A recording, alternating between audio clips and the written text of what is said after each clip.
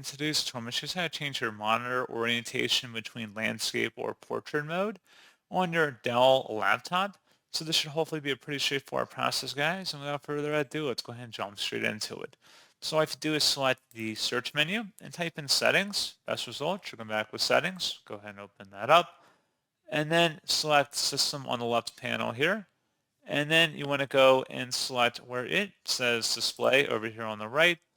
Scrolling down where it says display orientation, assuming your device supported it, there'd be an option to drop down either landscape or portrait mode. You make that selection and then the change should take effect immediately.